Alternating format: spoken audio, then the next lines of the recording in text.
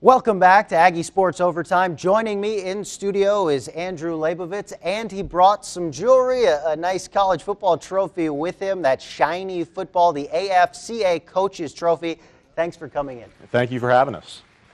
Now, this fine piece of Waterford crystal, valued, as you told me before we started, about $40,000. It's been given to college football's top teams since the 80s. It's been around longer than I have, but for those that don't know, can you describe what it is you do with the trophy and what that entails? Sure. You know, we are taking around the Coaches Trophy. It's now presented by Amway for the first time this year, and we're going on a 10-stop trophy tour. We want to remind the fans that the Coaches Trophy is still an iconic piece of hardware, still stands for the symbol of supremacy in college football. So we're going around and taking it to different high-profile games, letting the fans come and see it and take their photo with the trophy, and really just reminding people that you know, the AFCA Coaches Trophy is here to stay. What is that like when you take it to a town and there are fans that not everyone can be like Alabama where they win 2 trophies in 3 years, that sort of thing? What's it like when you visit with those fans who haven't been up close to this trophy before? You know, we've gotten nothing but really positive responses. Everybody knows this trophy. It's iconic. They've seen the photos, you know, plastered on AP reports, and they've seen their very favorite coaches and players lift this up year in and year out. So when they get to see it up close, they really get excited about it. Everybody really fawns over it. What's been the most challenging part of traveling with this trophy? You know, it's a logistical issue that it provides. We have to ship the trophy to all the places that we go, and you know, coordinating with the schools, and then also with you know, the various entities between Amway and the AFCA, and just trying to get everybody on the same page so that we can get in, have our marketing activation, get on the field for the game, and then get out right after the game. Now, not all college football players have the best set of hands. So what happens, and we have heard of teams doing this, if somebody drops this, somebody breaks it, what's the replacement process like for those that are curious? You know, that's a good question. I mean, it happens. And when it happens, the schools get a new one. They may have to throw in a few dollars to make it happen, but the AFCA really wants everybody to have their own crystal ball. That's the goal, and when they win it, they get to keep it no matter how many times they break it.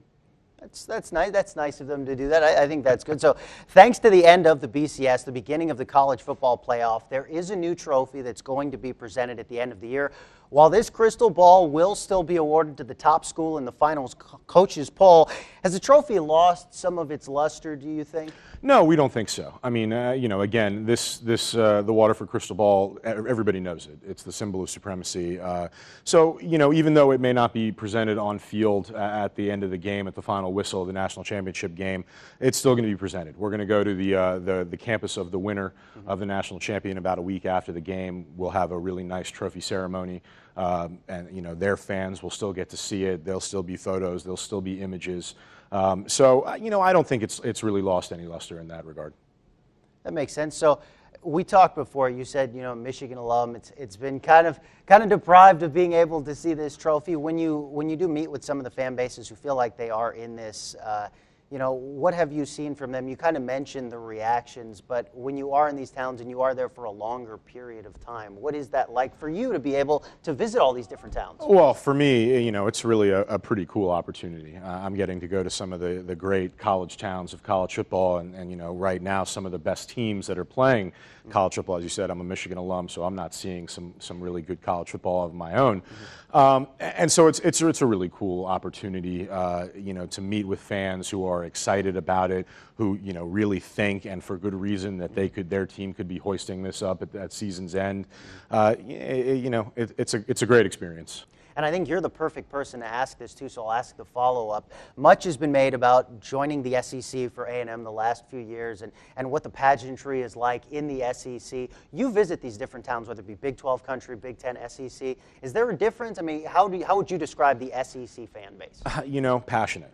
Very passionate. We went out to Oregon, you know, and that stadium, Alton Stadium, is known for being one of the loudest stadiums in college football. But you know, at the tailgate beforehand, even though the fans are very into it and they're excited, you don't really see that passion. I mean, you know, when you think about college football, you think about the South.